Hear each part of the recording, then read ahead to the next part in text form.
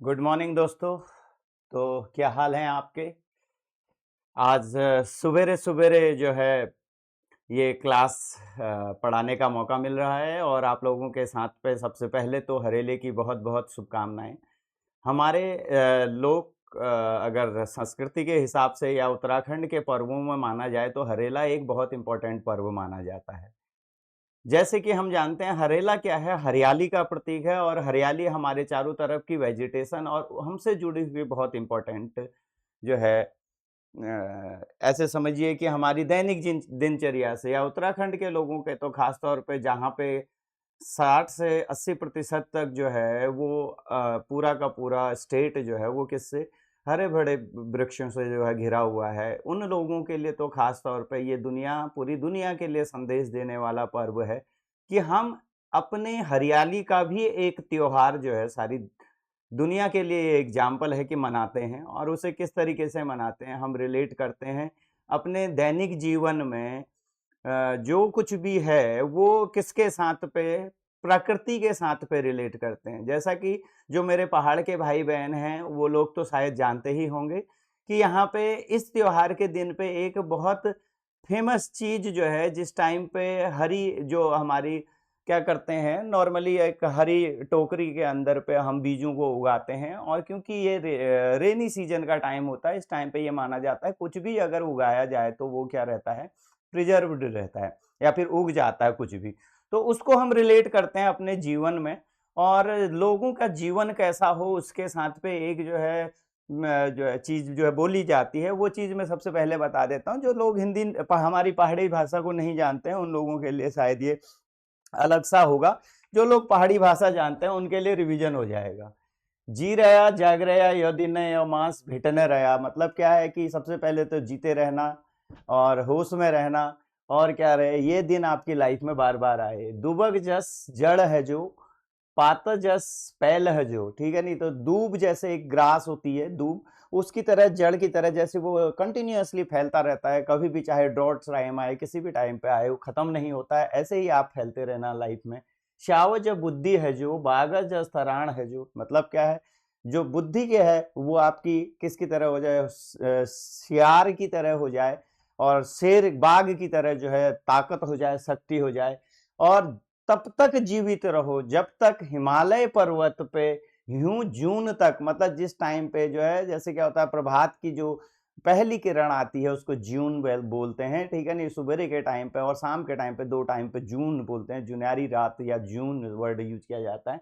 तो सुबह या शाम के टाइम पे जिस तरीके से जो है जून जब तक उसमें वो रहे जैसे होता है हर सुबह वो जून की किरण आती है उसी तरीके से क्योंकि हिमालय सबसे बड़ा पर्वत है और उसको रिलेट किया हुआ है। गंगा में पानी क्षण तक हरेला त्याग मनाते रहे मतलब क्या है जब तक गंगा में पानी है तब तक इस त्योहार को मनाते रहना। तो प्रकृति के साथ कितना प्यारा जो है इसको जोड़ा गया है।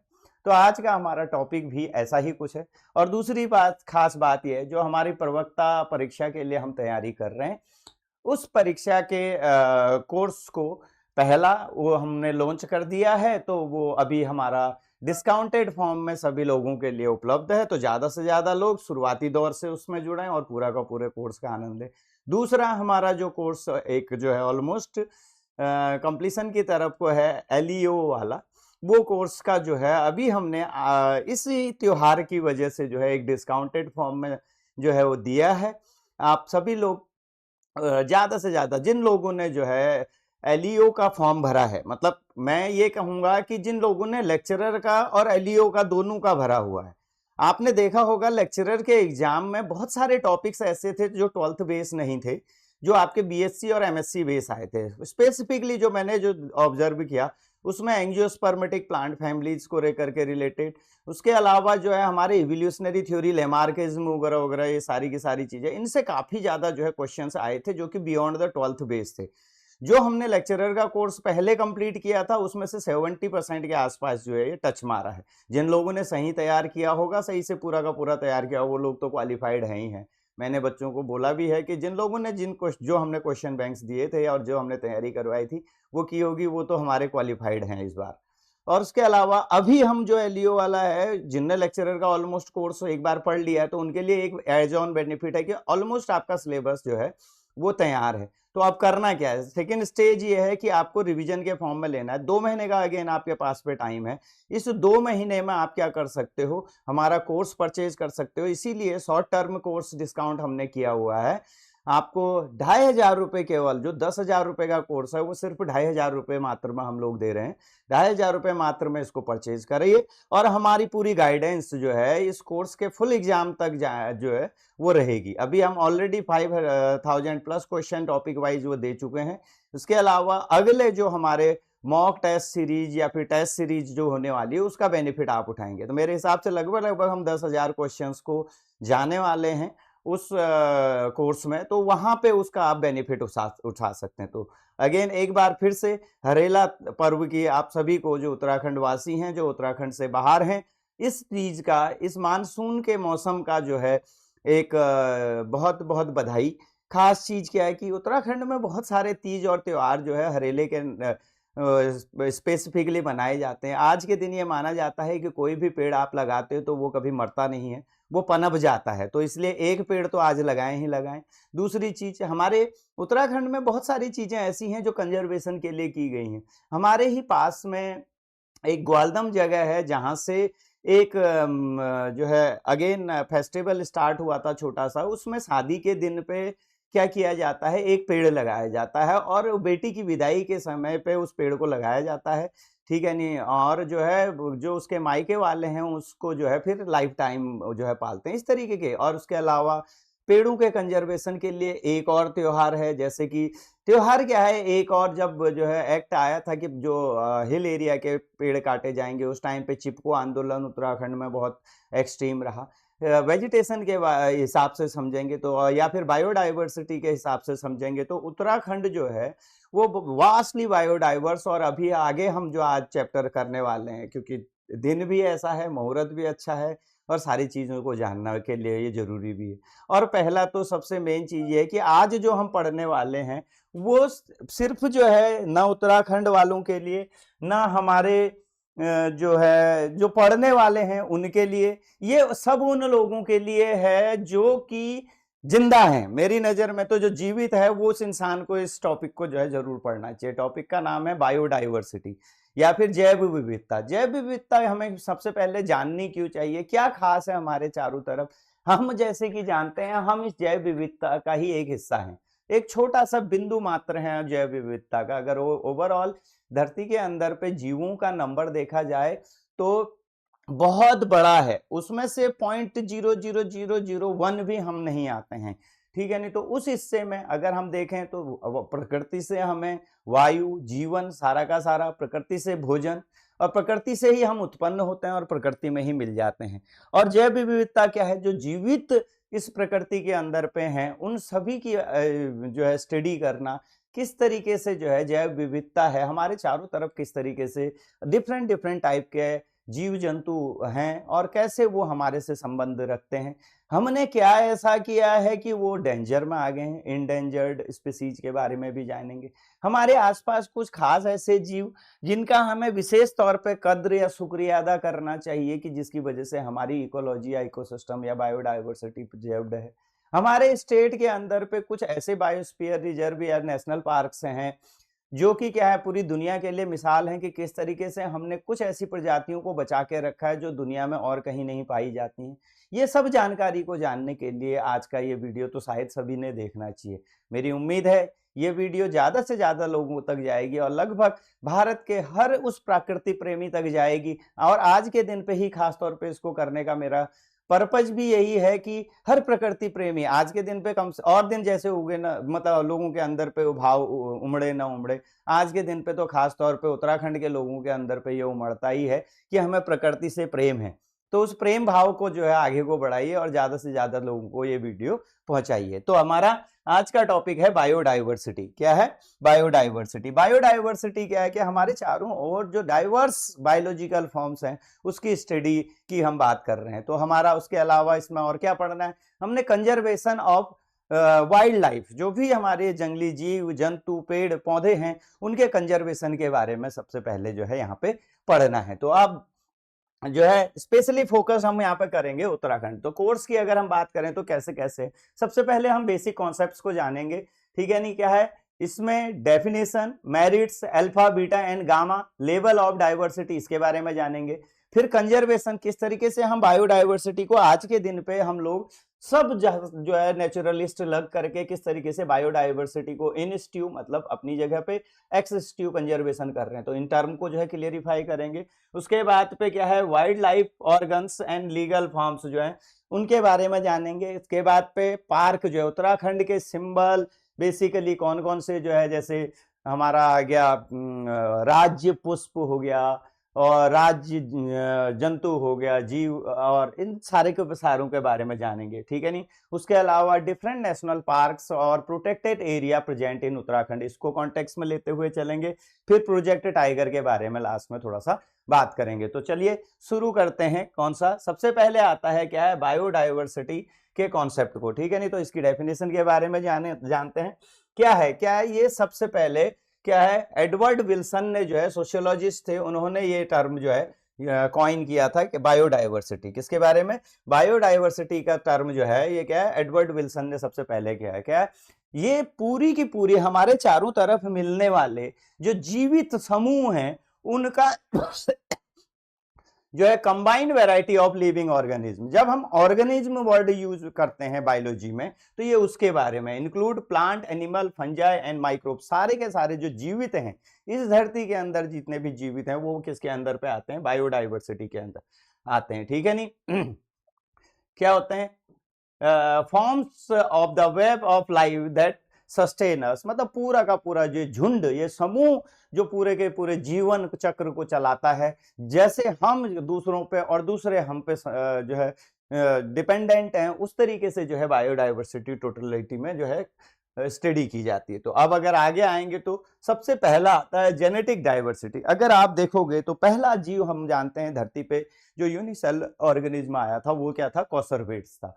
कॉसरवेट्स से लेकर के आज के सारे जीव जंतुओं तक, अगर मैं एक सिंपल देखो, एक जमाना था जब डार्विन ने इवोल्यूशन की जो है पूरी थ्योरी दी थी और वो बेचारा जो है डरते डरते जो है किताब को लिख पाया, पूरी जिंदगी लग गई। लेकिन आज हम जहां तक है लोग एक्सेप्टेंस करते हैं विज्ञान के तथ्यों को, तो हम जानते हैं कि पहले जीव से लेकर के आज के होमो सैपियंस सबसे इवॉल्व्ड हम अपने आप को ही मानते हैं। तो वहां तक के जो क्या है जीन लेवल, जीन का मतलब क्या है, जीन जुड़ा हुआ है, जीन वो बेसिक यूनिट है। आपका नाक कैसे होगा, आपके बाल कैसे होंगे, आपके भौं कैसे होगा, आपका कान कैसा होगा, इसकी अगर आप मैथमेटिक्स वाले या कंप्यूटर साइंस वाले समझेंगे तो इसका जो एक पर्टिकुलर कोड है, वो कोड जिस चीज में लिखा गया है वो है जीन। और जीन किस में प्रेजेंट होता है, जीन एक हार्ड डिस्क में प्रेजेंट होगा, ऐसे ही कोड आपका क्या होगा कहीं ना कहीं सेव होगा। तो पर्टिकुलरली वो किस में होता है, क्रोमोजोम में। क्रोमोजोम कहां होता है, न्यूक्लियस में। न्यूक्लियस कहां होता है, सेल में। सेल कहां होती है, टिश्यू में। टिश्यू कहां होता है, ऑर्गन में। ऑर्गन कहां होता है, ऑर्गन सिस्टम में। ऑर्गन सिस्टम कहां होता है, एक ऑर्गेनिज्म में। तो ओवरऑल सारी की सारी जीन डाइवर्सिटी की अब आप बात करेंगे, जितने भी ऑर्गेनिज्म हैं सबके सब में पाए जाने वाले डिफरेंट डिफरेंट जीन्स जो कोड हैं हर एक ऑर्गेनिज्म का, वो कैसे होता है, वो हमारी क्या कहलाती है, जीन डाइवर्सिटी के अंदर पे हम उसको क्या करते हैं, स्टडी करते हैं, ठीक है नहीं। हायर जेनेटिक डाइवर्सिटी मतलब जैसे जैसे हमारे जो है यूनिसेलुलर से मल्टीसेलुलर प्लांट अलग अलग स्पीसीज हुई हैं, वैसे वैसे जो है ये डाइवर्सिटी भी हमारी क्या है, डाइवर्सिफाई हुई है। अल्टीमेटली जब मैं अमूमन बच्चों से ये बोलता हूं कि क्या कोई मरना पसंद करता है, कोई नहीं। अमरत्व तो हर कोई चाहता है, लेकिन हकीकत देखा जाए तो हम कभी मरते ही नहीं है। क्यों नहीं मरते हैं, जब पहला ऑर्गेनिज्म इस धरती पे आया था वो कौन सा था, कॉसरवेट था। उसने अपना डीएनए बनाया और वो डीएनए आज तक भी नहीं मरा। जैसा कि जो बायोलॉजी के टिपिकल बायोलॉजी के लोग हैं मेरी बातों से सहमत होंगे कि जो डीएनए है वो कभी मरता ही नहीं है, वो एक पीढ़ी से दूसरी पीढ़ी में चला जाता है in the form of gamete, ठीक है नहीं, अपने जीवाणु के रूप में एक पीढ़ी से दूसरी पीढ़ी पे चले जाता और अपने विविध रूप, रंग और जो है विभिन्न जो है ढांचों में जो है वो समाहित हो गया है। आज के दिन पे वो खत्म ना हो करके इसने इतनी विविधता, जैव विविधता जिसको कहेंगे, इतनी बड़ी बायोडाइवर्सिटी जो है वो बनाई है सारी दुनिया में कि जो है डीएनए कभी खत्म होता ही नहीं। अगर हम अपनी जीवन काल को भी माने, जब हम पैदा हुए तब से लेकर के हाँ, हमारे बच्चे होने तक ये जीन डीएनए हमारे शरीर में रहा, और जैसे ही बच्चे हुए तो हमारा डीएनए कहाँ पहुंच गया, हमारे शरीर को छोड़ के हमारे बच्चों के शरीर पे पहुंच गया। इस तरीके से एक पीढ़ी से दूसरी पीढ़ी पे वो डीएनए जाता रहता है, और सचमुच में ही हम अमर हैं, वो हमारी जीन्स में ही है। तो इसीलिए आप ये मान के चलिए कि आप कभी खत्म नहीं होने वाले, क्योंकि आपका वो कोड क्या है, वो अगली पीढ़ी में पहुंच गया है जैसे ही आपके बच्चे हुए हैं। यही हमारा अमरत्व है। आगे अगर हम बात करेंगे तो जीन डाइवर्सिटी के, अगर हम जेनेटिक डाइवर्सिटी के एग्जांपल बात करें तो एक सिंगल स्पीसीज की भी आप बात करें, नॉर्मली आपको मैं एग्जांपल देता हूं, आजकल आम का सीजन है तो आम की भी आप कितनी वैरायटी देते हैं, Langda, Dussehri, Chausa, different different type की वैरायटीज का जो है नाम लेते हैं। ऐसे ही क्या है, जैसे प्लांट रोल्फिया जो है आपका एग्जांपल मैंने दे रखा है, रोल्फिया प्लांट जो है produce the chemical reserpine is in different Himalayan ranges, it show genetic variation in the potency and क्या है कंसंट्रेशन। तो उसका क्या होता है, अलग अलग प्लांट्स में अलग अलग कंसंट्रेशन मिलता है। ऐसे ही अगर आप देखें जाए तो हम धान की खेती या चावल की खेती काफी लंबे टाइम से बात कर रहे हैं। कब से हमारे पास पे क्रॉप वेल्थ की बात करेंगे तो इंडिया में 50,000 से ज्यादा distinct strains of the rice and 1,000 varieties of mango. तो वो कितनी ज्यादा है, एक ही स्पीसीज की 50,000 वेराइटीज हमारे पास में है, किसकी, चावल की। और ऐसे ही एक ही स्पीसीज की हमारे पास पे 1,000 वेराइटी है मैंगो की इंडिया में। तो आप समझ सकते हैं कि ये दुनिया कितने ज्यादा स्पीसीज से भरी हुई है।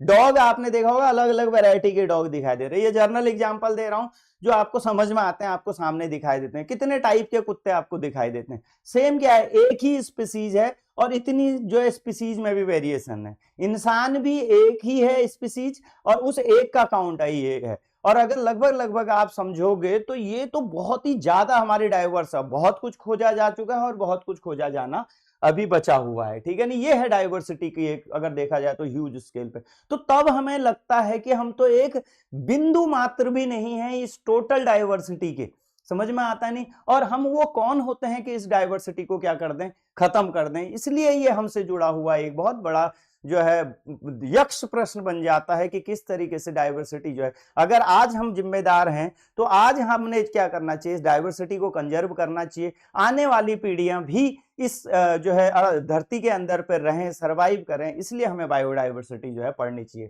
तो अगर हम स्पीसीज लेवल पे बायोडाइवर्सिटी की बात करेंगे, a variety of species found in the specific region, habitat calculated by क्या होता है, रिचेस एंड एविनेस, ठीक है ना। एग्जांपल क्या है, western Ghat have greater amphibian species diversity than the eastern Ghat. तो एक पर्टिकुलर एरिया में किस तरीके से डिफरेंट डिफरेंट ऑर्गेनिज्म हमारे मिलते हैं। जैसे एम्फीबियन ज्यादा कहाँ, वेस्टर्न घाट में मिलते हैं, ईस्टर्न घाट में आपके जो है कम एम्फीबियंस मिलते हैं। इसी तरीके से जो है अगर इक्वल हम बात करेंगे जहां पे जो कोस्टल एरिया है, जहां पे क्या है रिवर और हमारे क्या मिलते हैं समुंदर जो है मिलता है, वहां पे हमको स्पेसिफिकली मैंग्रोव प्लांट मिलते हैं, ठीक है नहीं। ऐसे करके क्या है डिफरेंट डिफरेंट जो है। अब अगर आप देखोगे तो इंडिया क्या है, ऐसा कंट्री है जहां दुनिया का सब कुछ मिलता है। अगर आपको दुनिया घूमनी है तो आप भारत घूम जाओ, ये बोला जाता है। क्यों? क्योंकि इतना डाइवर्सिफाइड है इंडिया, जहां पे हमको हिमालय की तरह ऊंचे ऊंचे बर्फ से सालों सालों से लदके हुए पहाड़ दिखते हैं। वहीं थार का जैसा रेगिस्तान मिलता है, अगेन वहां पे जो भी डाइवर्सिटी होगी वो क्या होगी, डेजर्ट बायोडाइवर्सिटी के अंदर आएगी। सुंदरबन जैसे बड़े बड़े डेल्टा मिलते हैं जो कि मैंग्रोव प्लांट्स की बायोडाइवर्सिटी के लिए जाना जाता है। रेन फॉरेस्ट मिलेंगे, वेस्टर्न घाट के हमारे इतने तगड़े रेन फॉरेस्ट इंडिया में मिलते हैं। अल्पाइन मेड्यू जो है वो मिलेंगे जो कि हमारे क्या है बेगल्स को जो है कवर करते हैं। तो ऐसे करके जो है हमारे पास पे एक बहुत बड़ी क्या है बायोडाइवर्सिटी इंडिया में प्रेजेंट है। अब इसके बाद पे हम इस चीज की बात करेंगे साइंटिफिकली। अब हमारे थोड़ा साइंटिफिक टर्म आएंगे जो है, अगर हम जो है जो बायोडाइवर्सिटी को जो है डिस्क्राइब करना चाहेंगे तो वो 3 कैटेगरी में हमारी डिस्क्राइब होती है, alpha, beta and gamma biodiversity. तो सबसे पहले ये शब्द क्या है, अल्फा शब्द जो है इसको हम बोलते हैं नंबर ऑफ स्पीसीज, एक पर्टिकुलर मतलब टोटल अगर हमारे पास में एरिया है उसमें से एक लोकल हैबिटेट में जो हमारी स्पीसीज मिलती है उसको हम किस नाम से जानते हैं, number of species in a specific local habitat is called alpha diversity. तो स्पीसीज का काउंट मतलब एक ही इकोसिस्टम के अंदर पे, उसको हम alpha diversity, the counting the number of bird species in the specific forest patch in Dehradun. तो मतलब ऐसे समझो, टोटल उत्तराखंड के अंदर पे हमने क्या ले लिया, देहरादून का एरिया ले लिया, ठीक है। नहीं तो देहरादून में जितनी भी बर्ड स्पीसीज हमारी मिल रही है तो वो हमारी क्या कहलाएगी, अल्फा क्या है, डाइवर्सिटी कहलाएगी। समझ में आ गया होगा मेरे हिसाब से। फिर चलते हैं बीटा डाइवर्सिटी की तरफ को, ठीक है। नहीं, बीटा डाइवर्सिटी क्या है, the rate of change in species composition as you move between the different habitat. मतलब क्या होता है कि देहरादून में, अगर ये उत्तराखंड है, यहाँ पे देहरादून में मान लेते हैं एक्स एक स्पीसीज है बर्ड की, वो यहाँ पे जो है 100 नंबर है। आप दूसरी जगह जाते हो, हरिद्वार जाते हो, वहां पे वाई है, वही सेम स्पीसीज जो है उसका नंबर 50 है। तो ये जो चेंज है, ठीक है नहीं, ये जो चेंज है अलग अलग किसके बीच में, हैबिटेट के बीच में, नंबर ऑफ स्पीसीज में जो डिफरेंस है, the rate of change in species composition as you move between different habitat, अलग एक हैबिटेट से दूसरे स्पीसीज में। Higher beta diversity means adjacent habitat have different species set. मतलब अगर यहाँ पे 50 ही जो है, जो हमारी एक्स में देहरादून में जो स्पीसीज मिलती हैं 100, वो हमारी यहाँ पे कितनी मिलती हैं, 50 मिलती है, बाकी 50 जो है अलग हैं। तो इसका मतलब क्या है कि डिफरेंट स्पीसीज वहां पे क्या होंगी, प्रेजेंट होंगी। तो ये बताता है, तो क्या है हमारा बीटा डाइवर्सिटी को बताता है, ठीक है। तीसरा आएगा गामा डाइवर्सिटी, ठीक है ना। तो गामा डाइवर्सिटी क्या है, gamma total species richness across the entire landscape. और उसमें तो हमने क्या बोला, उत्तराखंड के अंदर पे जो हमारे क्या है, देहरादून, हरिद्वार और बाकी सारे के सारे एरिया में डिफरेंट स्पीसीज का जो काउंट है, उसको हम किसके अंदर पे स्टडी करते हैं, गामा डाइवर्सिटी के अंदर पे। तो अब हमारा क्या आ जाता है, यहीं पे एक फॉर्मूला अभी आया था, बीटा डाइवर्सिटी मतलब कौन सी जो है, कितने ऑर्गेनिज्म जो है, ठीक है, डिफरेंट स्पीसीज हमारी प्रेजेंट है। इसको कैलकुलेट करने के लिए हम क्या करेंगे कि क्या है, गामा मतलब टोटल स्पीसीज को डिवाइड कर देंगे किससे, जो एक पर्टिकुलर जोन में मिलने वाली स्पीसीज से, तो हम कर देंगे, तो हमारा क्या निकल जाएगा, जो डाइवर्सिटी का डिफरेंस है, बीटा डाइवर्सिटी को हम क्या कर सकते हैं, कैलकुलेट कर सकते हैं, ठीक है नहीं। क्या अगल बगल के हैबिटेट में कितने जो है डिफरेंट स्पीसीज का सेट हमारा प्रेजेंट है, वो हम काउंट कर सकते हैं किससे, बीटा डाइवर्सिटी के कैलकुलेशन से। और इसी से हम अल्फा, अगर हमें बीटा और गामा मालूम है, और जो है गामा डाइवर्सिटी बीटा और अल्फा मालूम है, तो हम इंटरकनेक्टेड हैं। तो ये जर्नल फॉर्मूला हमारा यूज होता है किसको काउंट करने के लिए, अल्फा मतलब किसी एक हैबिटेट के अंदर मिलने वाले ऑर्गेनिज्म, बीटा मतलब दो हैबिटेट के बीच में डिफरेंस होने वाले ऑर्गेनिज्म का बारे में पता लगा सकते हैं, गामा मतलब टोटल कितने जो है ऑर्गेनिज्म की स्पीसीज हैं उसके बारे में हम पता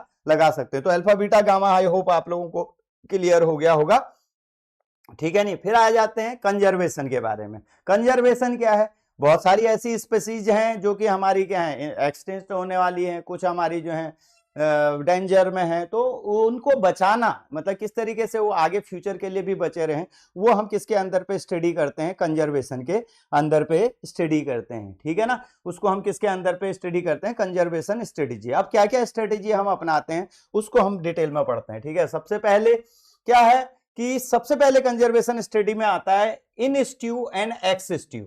इन स्ट्यू का मतलब समझिए, जैसे आप जहां पे हैं वहीं का वहीं आपको अगर प्रिजर्व किया जाए, या फिर कोई ऑर्गेनिज्म या कोई एनिमल या प्लांट स्पीसीज एक पर्टिकुलर हैबिटेट में मिलती है, उसको वहीं का वहीं अगर उसका भरण पोषण किया जाए, उसको वहीं बढ़ाया जाए, उसकी तादाद को बढ़ाया जाए। जैसे अस्कोट है हमारा एक जो है मस्क डियर का, हमने क्या बना रखा है, इन स्ट्यू कंजर्वेशन है, तो हम वहीं उनकी ब्रीडिंग कर रहे हैं, वहीं उनका नंबर बढ़ा रहे हैं, तो ये क्या कहलाएगा, इन स्ट्यू कंजर्वेशन कहलाएगा। क्या है, ये उन ऑर्गेनिज्म का एक नेचुरल हैबिटेट है, ठीक है नहीं, क्या है, उस इकोसिस्टम का ही सेंट्रिक पार्ट है, ठीक है नहीं।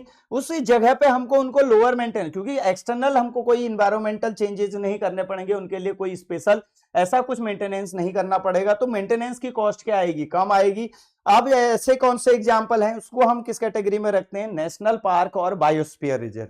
जैसे नंदा देवी बायोस्फीयर रिजर्व हमारा उत्तराखंड में है, अभी मैं इन सब के बारे में भी बात करने वाला हूं, ठीक है। उसके बाद पे एक्स स्ट्यू क्या है, जो हम लोगों ने बनाए, अपनी जगह से जानवर को लगता है कि हमें वो खत्म हो जाएगा, वहां से उठा करके कहीं और रख करके उसकी ब्रीडिंग प्रोग्राम करके हम उसको वहां पे जो मैन मेड जो जगह है वहां पे हम उनको कंजर्व कर रहे हैं, तो उसको हम बोलते हैं एक्स स्ट्यू कंजर्वेशन, ठीक है नहीं, मैन मेड और आर्टिफिशियल, स्पीसीज पर्टिकुलर किसी एक पर्टिकुलर स्पीसीज को बचाने के लिए हम ऐसा करते हैं। उसके अलावा यहाँ पे लेकिन क्या होता है, स्पीसीज की नेचुरल हैबिटेट नहीं है, तो उसको उस नेचुरल इन्वायरमेंट को देने के लिए हमें खर्चा ज्यादा करना पड़ता है। इसमें हमारे जू आते हैं, सीड बैंक आते हैं और गार्डन्स आते हैं। तो ये वो क्या है जो इंसानों ने बनाए हुए हैं, और वहां पे उन क्या पर्टिकुलर काइंड के ऑर्गेनिज्म को वो क्या कर रहा है, कंजर्व कर रहा है। तो in situ and ex situ conservation आपको होप समझ में आ गया होगा। अब आ जाते हैं इन स्ट्यू में नेशनल पार्क। अगर आप इंडिया उत्तराखंड की बात करो तो ये तो बहुत बड़ा रिच है अपने आप में ही। ये तो ये समझ लिया नेशनल पार्क का हब कहा जाएगा। अगर उत्तराखंड को इंडिया का नेशनल पार्क का हब कहा जाए तो वो कहीं कम नहीं होगा, ठीक है नहीं। अब इसके बाद पे अगर मैं एक जनरल आइडिया दे दूं, देखो गोविंद पशु विहार, ठीक है नहीं, wild life sanctuary, Gangotri national park, valley of flower Chamoli में national park, Nanda Devi biosphere reserve Chamoli में अगेन उत्तराखंड में, केदारनाथ वाइल्ड लाइफ सेंचुरी, ठीक है नहीं, Askot musk deer wildlife sanctuary Pithoragarh में, उसके बाद Binsar wildlife sanctuary Almora के अंदर पे, Jim Corbett national park Nainital में, कार्बेट टाइगर रिजर्व हमारा रामनगर में, ठीक है। उसके अलावा राजाजी नेशनल पार्क जो है वो हमारा कहाँ पे, देहरादून में। उसके अलावा राजाजी टाइगर रिजर्व देहरादून में, ठीक है नहीं। सोनवाड़ी वाइल्ड लाइफ सेंचुरी हमारा ये अगेन हमारा कहाँ पे आ जाता है, नैनीताल के अंदर पे। उसके अलावा आसन जो है, आसन बैराज बोलते हैं इसको, ये हमारे बर्ड्स के लिए बहुत बड़ा इंपॉर्टेंट है। मसूरी वाइल्ड लाइफ सेंचुरी, ये आप देख लीजिए सारे के सारे कितने वाइल्ड लाइफ है, ठीक है नहीं। नंदहार वाइल्ड लाइफ सेंचुरी, ये हमारे डिफरेंट वाइल्ड लाइफ सेंचुरी है जो नेशनल पार्क है, जो कि इन स्ट्यू कंजर्वेशन के पार्ट है कहाँ, उत्तराखंड के अंदर पे। तो क्या है, अगर आप टोटल प्रोटेक्टेड एरिया जहां पे किसी इंसान का जो है मतलब क्या है इंटरफेरेंस नहीं होगा, और उनको ऑर्गेनिज्म मतलब इस एरिया के अंदर पे इंसान अपना कुछ नहीं कर सकता, ये जानवरों के लिए या पर्टिकुलर ऑर्गेनिज्म के लिए हमने क्या कर दिए, रिजर्व कर दिए हैं और नेशनल पार्क्स बना दिए। आप यहाँ घूम सकते हो, देख सकते हो, उससे ज्यादा कुछ नहीं कर सकते। ह्यूमन एक्टिविटीज यहाँ पे टोटली प्रोहिबिटेड है। तो ये सारे के सारे बहुत इंपॉर्टेंट हैं, आपके एग्जामिनेशन के लिए भी बहुत इंपॉर्टेंट है, जर्नल एग्जामिनेशन, जो भी जर्नल साइंस और कोई भी सब्जेक्ट पढ़ रहा है, क्योंकि ये वो ऐसा टॉपिक है जो बच्चा किसी भी एग्जाम का एंट्रेंस एग्जाम दे रहा है, उत्तराखंड स्पेसिफिक जो भी दे रहा होगा, उसके लिए तो ये 100% पूरी प्रेजेंटेशन याद होनी चाहिए उसे, ये इतना इंपॉर्टेंट है। इसलिए मैं कह रहा हूं कि इसे हर एक इंसान तक पहुंचाओ जो तैयारी कर रहा है। मेरा कहना इसीलिए इंपॉर्टेंट है, इसको मैंने इतने शिद्दत से बनाया है, इसमें एक एक चीज जड़ जड़ तक कवर कर दी है। चलिए आगे बढ़ते हैं। इसके बाद पे आता है स्ट्रक्चर ऑफ बायोस्फीयर रिजर्व, ठीक है नहीं। Core zone, strictly protected zone, मतलब जहां पे बिल्कुल भी ह्यूमन इंटरफेरेंस नहीं होता, क्यों, इंसानों को वहां जाना भी अलाउड नहीं है। अनडिस्टर्ब्ड नेचर, मतलब क्या है, बिल्कुल नेचुरल हैबिटेट है जहां पे जानवरों को बिल्कुल डिस्टर्ब नहीं किया जाता है। बफर जोन जो क्या करता है, सेंट्रल जोन को सराउंड करता है, किसको, कोर जोन को हमारा सराउंड करता है। मतलब क्या है, लोगों को बताने, दिखाने, ट्रेनिंग और अदर रिसर्च वर्क के लिए उसका यूज किया जाता है। मतलब क्या है, बीच में हो गया कोर जोन, उसके चारों तरफ यहाँ पे रिसर्च वर्क किया जा रहा है, वो है बफर जोन। फिर आता है ट्रांजिशन जोन, उसके बाहर का कौन सा जोन आया है, ट्रांजिशन जोन, जो सबसे बाहर का हिस्सा आउटर मोस्ट, क्या है, सस्टेनेबल ह्यूमन सेटलमेंट्स अलाउड, मतलब थोड़ा बहुत ऐसा कि जहां पे लोग नेचर को नुकसान ना पहुंचाए, रह तो सकते हैं, अपनी हल्की फुल्की एक्टिविटी कर सकते हैं, लेकिन क्या है उस नेचर पे उनका पूरा एकाधिकार नहीं है, तो उसको हम क्या कहेंगे, ट्रांजिशन जोन। क्योंकि इसके बाहर फिर ह्यूमन एक्टिविटीज के लिए खुली छूट मिल जाती है, इसके अंदर जो है कोई भी खुली छूट नहीं है। जैसे कि नंदा देवी बायोस्फीयर रिजर्व कहाँ है, उत्तराखंड में हमारा है, सबसे बड़ा जो है ये दिखाई दे रहा है यहाँ पे। आगे क्या आ जाता है, अगला एक्स स्ट्यू कंजर्वेशन की बात करेंगे तो सबसे पहला आता है क्या है, सीड बैंक या फिर क्रायो प्रिजर्वेशन। क्रायो प्रिजर्वेशन हम सब जानते हैं, क्रायो वर्ड क्या होता है, लिक्विड नाइट्रोजन के अंदर पे -196, अभी प्रवक्ता परीक्षा में भी ये पूछा गया था, ठीक है नहीं। वहां पे कुछ क्वेश्चन में मुझे गड़बड़ लग रही थी, तो आप देख लेना 296 दिया हुआ था ऑप्शन, -296। भाई साहब -296 इस दुनिया में नहीं हो सकता आंसर, क्यों, क्योंकि जो हमारी थ्योरी है कि हमारा ये बोला जाता, मैं मतलब बहुत सारे यूकेएसएससी के जो पेपर बनाने वाले लोग हैं, अगर वो -296 ऑप्शन दिया हुआ है या फिर 296 ऑप्शन कहीं दिखा रहा है, तो वो कैसे हो सकता है। आप सोचिए कि सिंपल हमारी जो स्टेट ऑफ मैटर के कॉन्सेप्ट के हिसाब से क्या होता है, माइनस जो हमारा केल्विन ने बोला था, केल्विन स्केल कहां से शुरू होता है, 273 डिग्री सेल्सियस से शुरू होता है, 273 डिग्री सेल्सियस से शुरू होता है। अब देखिए, धन्य हो वो लोग, ठीक है ना, जो ये 296 का वो दे रहे हैं। -273 पे क्या बोलता है, कोई भी मैटर है अगर उसको हम टेम्परेचर गिराते जाएंगे तो उसका क्या होता जाएगा, वॉल्यूम डिक्रीज होता जाएगा। तो केल्विन ने कहा था कि -273 केल्विन पे किसी भी सब्सटेंस का, मैटर का वॉल्यूम जीरो हो जाएगा, और जीरो वॉल्यूम पॉसिबल है ही नहीं, तो -273 से नीचे तो हो ही नहीं सकता। तो सीधी सी बात है, क्या है, -196 जो है वो टेम्परेचर क्रायो प्रिजर्वेशन का है। ये किसका है, लिक्विड नाइट्रोजन का टेम्परेचर है। किसका है, लिक्विड नाइट्रोजन का टेम्परेचर है। इस टेम्परेचर पे क्या है, नाइट्रोजन को हम क्या कर, लिक्विड नाइट्रोजन में हम क्या करते हैं, जो भी जेनेटिक मटेरियल जैसे स्पर्म को प्रिजर्व करते हैं, पॉलिन को प्रिजर्व करते हैं, या फिर जो डिफरेंट चीजें जो हमको प्रिजर्व करनी है फॉर द लॉन्ग ड्यूरेशन, कि वो स्पॉइल ना हो, तो उसको हम किसके अंदर पे पढ़ते हैं, क्रायो प्रिजर्वेशन। सीड बैंक क्या है, बीजों को स्टोर कर देना, इज कॉल्ड सीड बैंक। जो है नेशनल जेनेटिक बैंक कहां पे प्रेजेंट है, न्यू दिल्ली में प्रेजेंट है, ठीक है नहीं। ये क्रायो प्रिजर्वेशन के बारे में मैंने आपको बता दिया है। आगे बढ़ेंगे, ग्लोबल फ्रेमवर्क, अगर दुनिया में कैसा कैसा काम किया जा रहा है, ठीक है नहीं। अब क्या है, सबसे मेन चीज हमें यहाँ criteria for the hot spots की बात करेंगे, तो कि दुनिया जहान में कैसा चल रहा है, propose by the Norman Myers, ठीक है नहीं। स्ट्रिक्ट क्या है, प्रायोरिटाइजेशन ऑफ कंजर्वेशन क्या होता है, फंड्स, ठीक है नहीं। क्या किस तरीके से हमें क्या करना चाहिए, क्या एंडीमिशन क्या है, क्या बोलता है, must have at least 1500 species of vascular plant in endemic. मतलब क्या है, ग्लोबल टोटल का 0.5% जो है टोटल स्पीसीज में, एंडेमिक का मतलब यहाँ के एक एक वर्ड का मतलब समझ जाओगे कि बहुत सारी स्पीसीज है जो है वो खत्म होने वाली हैं, तो उनको हमको बचाना बहुत जरूरी है, और ये हरी में करे जाने वाला काम है। इस काम को करना बहुत जरूरी है, नहीं तो ये स्पीसीज हमेशा के लिए गायब हो जाएंगी धरती से। और फिर हम अपने बच्चों को सिर्फ कहानियों के फॉर्म में सिखाएंगे, जैसे आज हम बताते हैं कि डायनासोर किसी टाइम पे धरती पे हुआ करते थे, ऐसे ही ये भी क्या हो जाएंगे, गायब। Threat, must have lost 70% of its original primary native vegetation. ये खतरा है कि 70% जो प्राइमरी वेजिटेशन, जो पुरानी नेटिव मतलब नेचुरल जो पुरानी थी हमारी, वो क्या हो जाएगी, गायब हो जाएगी। तो ये हमारा क्या है, सबसे इंपॉर्टेंट थ्रेट है। अगर आप देखोगे हॉट स्पॉट्स इन हिमालय की बात करोगे, अगेन हम उत्तराखंड स्पेसिफिक आ गए हैं, क्या है, इंक्लूड क्या है, ऑल इंडियन हिमालय स्टेट्स, ठीक है नहीं। किसको इंक्लूड कर रहा है, जहां पे एंडेमिक इन मेडिसिनल प्लांट। अब आप समझो कि उत्तराखंड में सबसे ज्यादा क्या है, मेडिसिन रिच प्लांट्स हैं, इसलिए आप देखते हो गंगा का पानी कभी खराब नहीं होता। क्यों नहीं होता है, लोगों के समझ में नहीं आता क्या है, इतनी ज्यादा मेडिसिनल प्लांट्स जो है, क्योंकि गंगा एक सिर्फ नदी से नहीं मिली है, बनी है, बहुत सारी नदियों के छोटे छोटे नदी नालों और पोखरों से मिलकर के बनी है। और उत्तराखंड में क्योंकि बहुत सारी मेडिसिनल प्लांट्स होती है, और उन प्लांट्स का एक्सट्रैक्ट कहाँ जाता है, गंगा में जाता है अल्टीमेटली, वो सारा इसीलिए उसको अमृत स्वरूप कहा जाता है, कि वो सारा जो मेडिसिनल प्लांट्स की वेराइटीज का एक्सट्रैक्ट है वो थोड़ा थोड़ा क्वांटिटी में आपका कहाँ आ रहा है, इस नदी में आ रहा है, इसलिए उसको अमृत रूप माना जाता है। And rare animals like snow leopard, इनका मतलब क्या है, ये सिर्फ कहाँ मिलते हैं, यहीं पे ही मिलते हैं। उत्तराखंड, अगर आप हिल स्टेट्स की बात करोगे, Himachal, Ladakh and north east के एरिया जो है बहुत इंपॉर्टेंट है इसके लिए।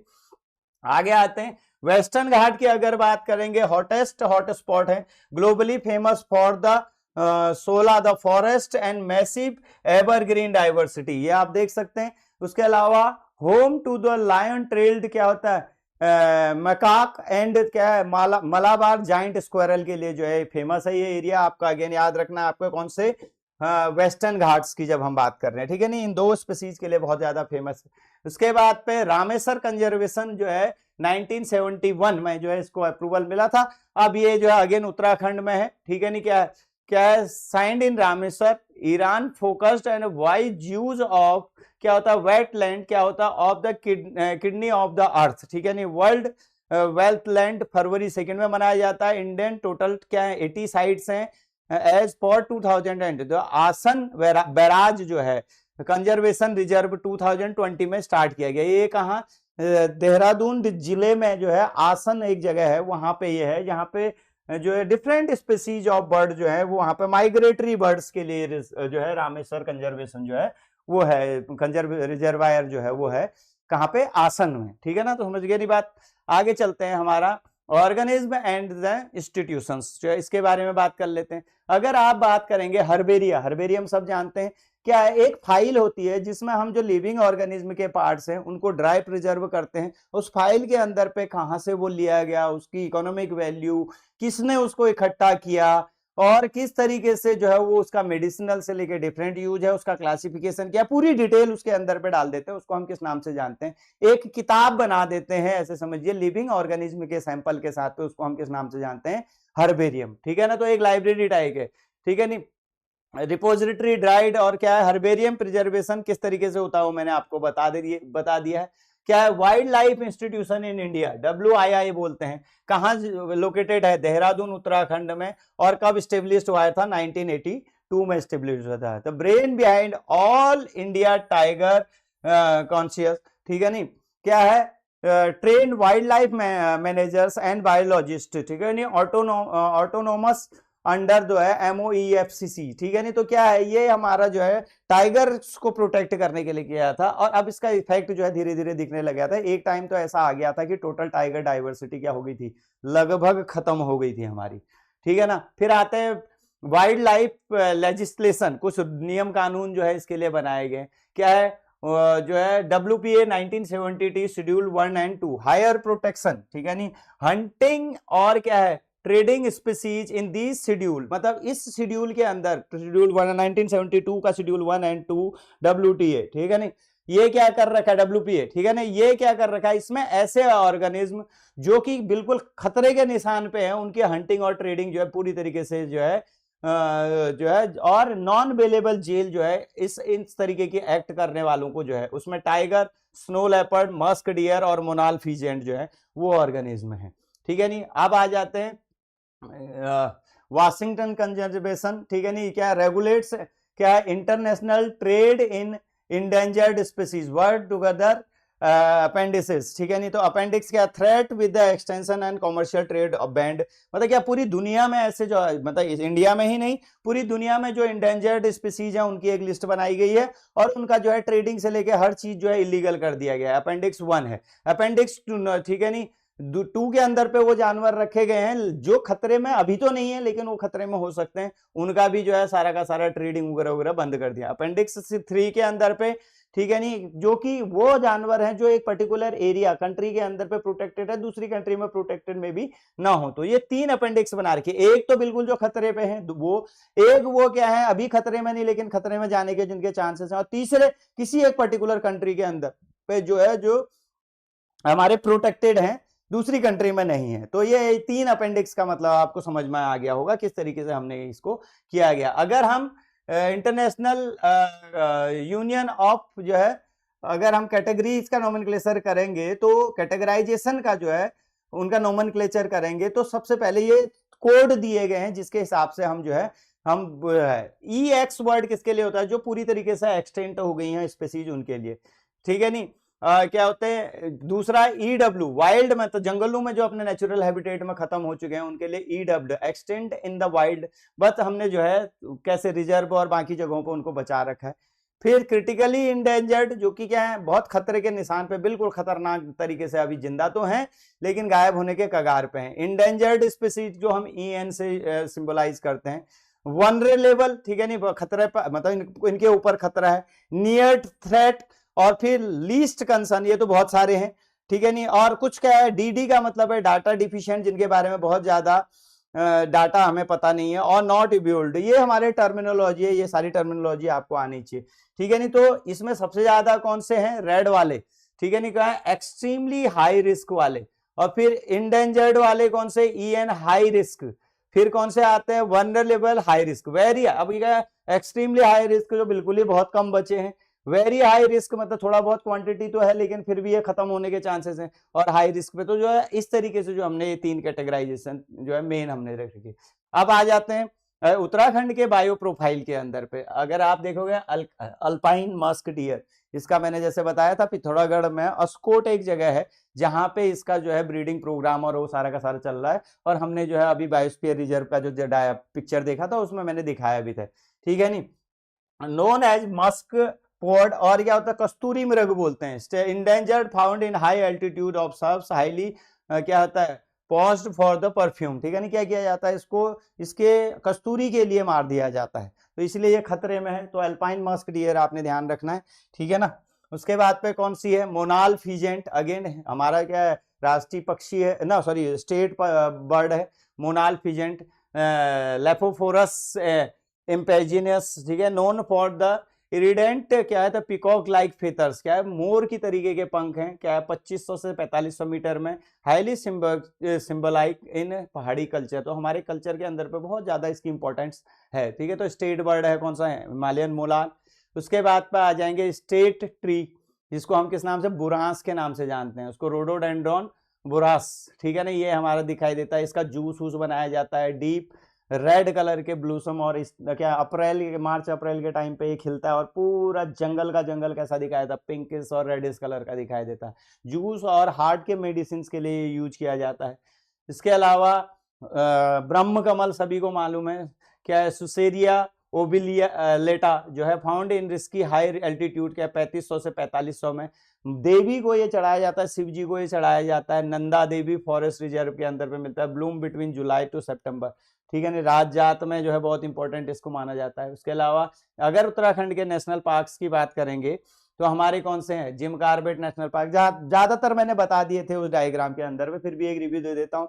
फर्स्ट नेशनल पार्क है क्या है, इनिशियली हिली जो नॉर्थन प्लेन, क्या है, कहाँ पे है, नैनीताल डिस्ट्रिक्ट और पौड़ी डिस्ट्रिक्ट को पूरा कवर करता है, ठीक है ना, नैनीताल और पौड़ी डिस्ट्रिक्ट में, ठीक है, कहाँ, रामनगर, और क्या कहाँ पे है, Ramganga river flow through it, ठीक है नहीं, birth place of project tiger, मतलब प्रोजेक्ट टाइगर जो 1973 में स्टार्ट किया गया था, उसकी जन्मभूमि माना जाता है जिम कार्बेट नेशनल पार्क को, ठीक है नहीं। कहाँ कहाँ है याद रखना, कहाँ कहाँ पे है, नैनीताल जिला और पौड़ी जिले के अंदर पे। उसके बाद पे नंदा देवी नेशनल पार्क, ठीक है नहीं, लोकेटेड इन चमोली, मैंने बता दिया था, range in the glacier crab peak, ठीक है, यूनेस्को वर्ल्ड हेरिटेज साइट है, ये याद रखना बहुत इंपॉर्टेंट है, यूनेस्को वर्ल्ड हेरिटेज साइट है।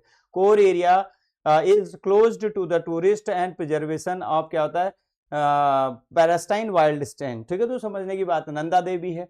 उसके बाद पे आ जाते हैं कौन सा, वैली ऑफ फ्लावर, फूलों की घाटी, ये भी कहाँ पे है हमारा, क्या है, फ्रैंक स्मिथ ने 1931 में जो है alpine meadow with a massive flower capacity, ये भी क्या है, यूनेस्को वर्ल्ड हेरिटेज साइट जो है नंदा देवी में जो है प्रेजेंट है, वहीं पे प्रेजेंट है, फूलों की घाटी के नाम से इसको जाना जाता है, बहुत टूरिस्ट जाते हैं इसको देखने के लिए। फिर राजा जी नेशनल पार्क आ जाता है, ठीक है ना, नेम्ड है सी राजा गोपालाचारी, ठीक है ना, फेमस एशियन एलिफेंट्स, ठीक है नहीं, UK second tiger reserve in 2015 में टाइगर रिजर्व के लिए माना जाता है, क्या एलिफेंट और किसके लिए, टाइगर रिजर्व, राजा जी नेशनल पार्क।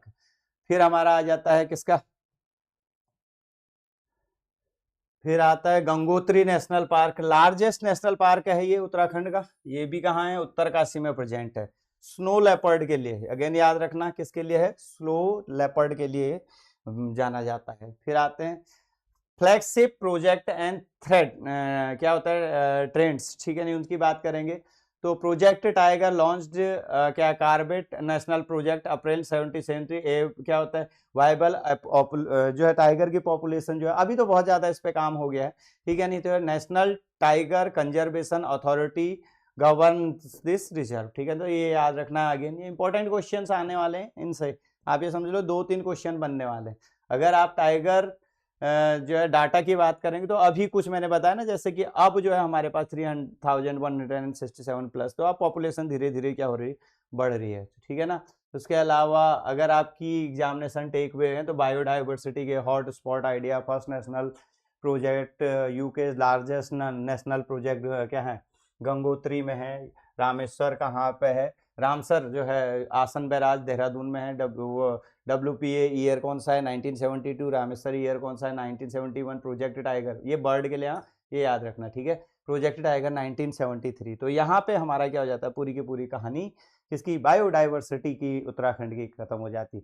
तो मेरी सब लोगों से रिक्वेस्ट है, जो भी हमारा लेक्चरर का कोर्स पढ़ रहे हैं, LEO का कोर्स पढ़ रहे हैं, उन लोगों से तो खास तौर पे कम से कम इसको 50 लोगों को आगे फॉरवर्ड करो और ज़्यादा से ज़्यादा लोगों तक ये पहुँचे, और मेरे जितने भी जानने वाले विद्यार्थी उत्तराखंड के हर एक आदमी तक ये पहुँचे कि हमारे पास पे क्या बड़ी जो है वेजिटेशन दुनिया की रखी हुई है, हम लोग क्यों जो है अपने आप को कम समझते हैं, कितना दुनिया के को हम कितना दे रहे हैं और हमें भी इसके बारे में सोचना चाहिए, इसको प्रोटेक्ट करना चाहिए।